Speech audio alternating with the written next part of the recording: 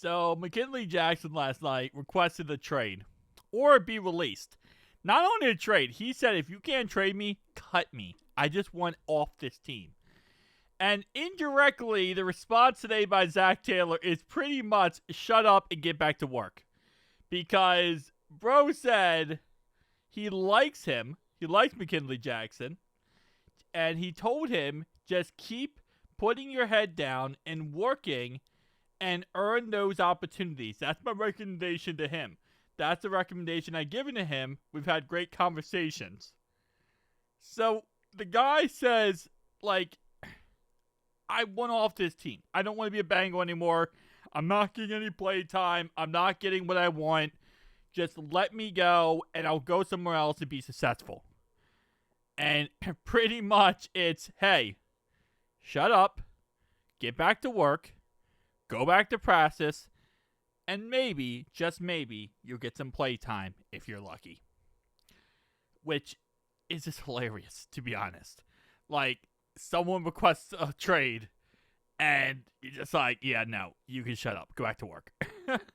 All right, whatever you say, get back to work. Now, again, like I said before, McKinnley Jackson, I said this last night, at the end of the day, McKinnley Jackson, he's not getting any playtime. He's not. And for someone who wants playtime, he has 6 snaps the whole entire year. 6 snaps all coming in week 5. So, I understand the concept of Zack, like, hey, we're going to talk positive about the guy who just requested a trade. We obviously, I'm assuming he's not lying. He probably did have conversations with the guy, but I just don't know what that conversation really leads to at the end of the day. He made it very public. He doesn't want to be here anymore. So just saying, hey, it's okay. Get back to work. I see a potential for you.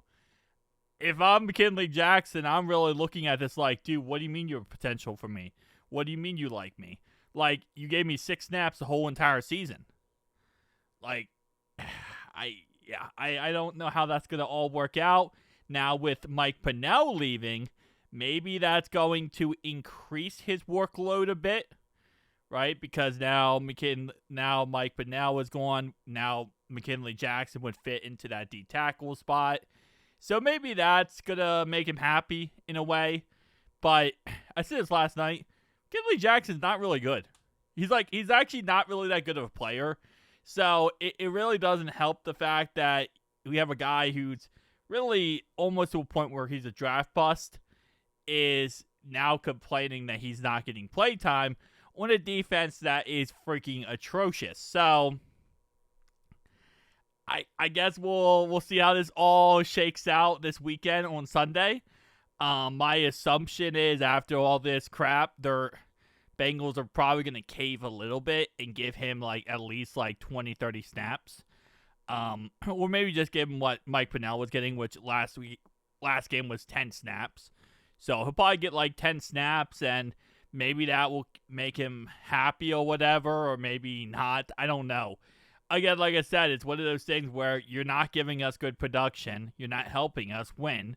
When you're on the field, it's just not working out. I don't really know what you expect to happen. Last year, if we look at his numbers, let's go to defensive tackle.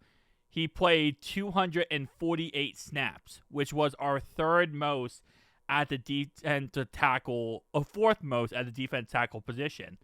And out of those 248 snaps, he didn't put up crazy. He didn't do anything that insane. He missed the first 4 weeks, if you guys remember, because of injuries. So he was injured the first 4 weeks, and then he played every game after that. And again, just did not put up production. So I don't know. But shout out to our boy, Zack Taylor, Snack Taylor, because it indirectly, again, like I said, it's not a direct shut up, but it's kind of like a, listen, we have crap to worry about right now. We're not going to let you be the guy we have to worry about. So, get back to work. Don't make a scene. Don't make a thing about this. Let's not go back and forth. Let's just get back to work and whatever. So, and again, the whole, I've had great conversations with him. It brings me back to the situation with Jake Browning. Jake Browning, Zack said, I have great conversations with him, right? And Jake Browning, it seems like, based on his interview when he got benched, was Zack kept telling him, it's not your fault, it's not your fault, it's okay, it's a defensive fault, it's the offensive line fault. We're going to come together, we're not going to blame you, we're going to figure this out together, and you're not alone. And then the second we got Joe Flacco, it kind of just went belly up, and that's why I think Jake was so pissed off in his interview, was because he was like, hey, like, what the heck? Zack kept telling me it wasn't me. And I wonder if he's going to do the same thing with McKinnley Jackson. I'm not sure.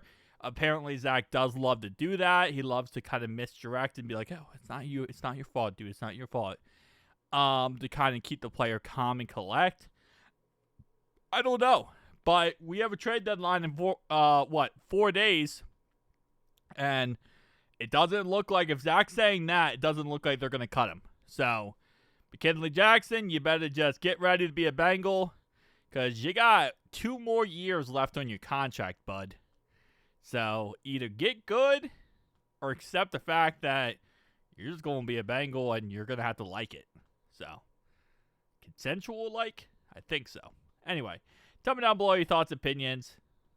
He's also getting paid millions of dollars, but that's beside the point.